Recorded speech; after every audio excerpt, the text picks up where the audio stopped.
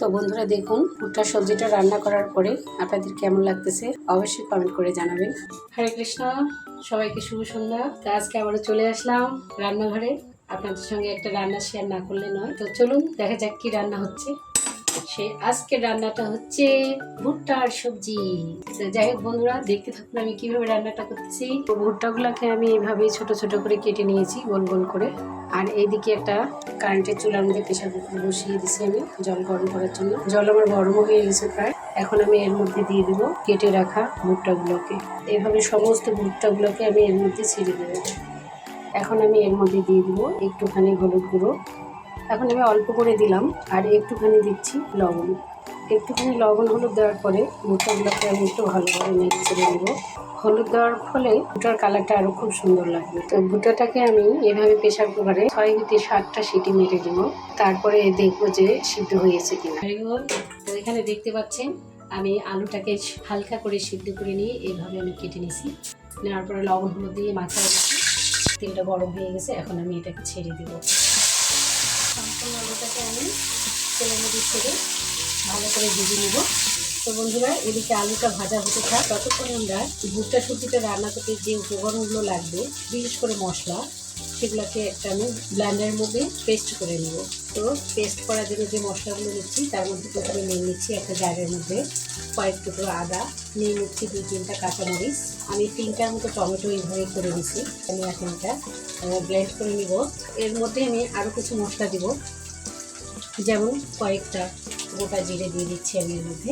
এখন সম্পূর্ণ এই মশলাগুলোকে আমি পেস্ট করে নেব। আমি আমার কিছুক্ষণ ভাজানো হয়ে গেছে, এখন আমি এটাকে তুলে ফেলবো। বেশ কিছুটা লাল লাল করে আমি ভেজে নিলাম। আলু ভাজাটাকে আমি তুলে নিলাম। এরপরে কড়াইতে যে তেলটুকু আছে এই তেলের মধ্যে আমি এখন দিয়ে দিব কিছু মশলা। প্রথমে দিয়ে দিলাম 2টা শুকনো মরিচ, 2-3টার মতো তেজপাতা, কিছুটা জিরা, ভালোভাবে একটু নেড়ে চেড়ে নিব। এখন আমি এর মধ্যে দিয়ে দিব সেই টমেটো, আদা, কাঁচামরিচ, জিরা যে আমি পেস্ট করে নিয়েছি বন্ধুরা, সেটা এর মধ্যে এখন আমি ঢেলে দিয়ে দেবো। ঢেলে দেওয়ার পর কিছুক্ষণ আবার একটু নেড়ে চেড়ে দেবো। কিছুক্ষণ নেড়ে চেড়ে নেওয়ার পরে এর মধ্যে এখন আমি দিয়ে দেবো 1 চামচের মধ্যে হলুদের গুঁড়া, লবণ দিয়ে দিলাম বড় 1 চামচের মতো, আর দিয়ে দিচ্ছি 1 চামচের মতো মরিচের গুঁড়া, আর একটুখানি দিয়ে দেবো চিনি। চিনিটা হচ্ছে অপশন, আপনারা চাইলে দিতেও পারেন, নাও দিতে পারেন। তবে চিনিটা দিলে রান্নাটা খুব সুস্বাদু হয়। তো যাই হোক, সমস্ত উপকরণ এখন এইভাবে আমি নাড়তে থাকবো। বেশ কিছুক্ষণ নাড়তে থাকবো যতক্ষণ পর্যন্ত এটার মধ্যে তেল ভাইসিয়ে ওঠেনি। মশলাটা প্রায় আমার কষানো হয়ে যাচ্ছে, তো আমি একটুখানি এর মধ্যে নুন দিয়ে দিব। নুনটা দিয়ে আবার কিছুক্ষণ একটু নেড়ে চেড়ে নেব। নুনটা দেওয়ার পরে বেশ কিছুক্ষণ নেড়ে চেড়ে নিলাম। আবার এর মধ্যে দিয়ে দিব সাম্বার মশলা 1 চামচ দিচ্ছি, 2 চামচের মধ্যে, আবারও কিছুক্ষণ নেড়ে চেড়ে নেব। এরপরে দেখুন আমি আলুটাকে যে ভেজে রাখছি তারপর এর মধ্যে আমি ছেড়ে দিচ্ছি। আলুটাকে দেওয়ার পরে আবার কিছুক্ষণ নেড়ে চেড়ে নেব। কিছুক্ষণ নেড়ে চেড়ে নেওয়ার পরে আমি এর মধ্যে এখন দিয়ে দেবো মূল উপকরণ, সেটা হচ্ছে কি ভুট্টার সবজিটা। তো আমি সম্পূর্ণ ভুট্টার সবজিটা এর মধ্যে ছেড়ে দিলাম। দিয়ে আবার একটু ভালোভাবে বেশ সময় ধরে কষে দেবো। তো কষতে কষতে আরও কিছু মশলা আছে বন্ধুরা, মশলা দেওয়ার পরে শেষ হয়নি। এখন আমি এর মধ্যে অ্যাড করবো 1 চামচের মতো বড় মশলা। এই মশলাটা একটু আগেই দিই, জিরার গুঁড়া দিয়ে দিলাম 1 চামচ। আবারও বেশ কিছুক্ষণ নেড়ে ফেলে দিলাম।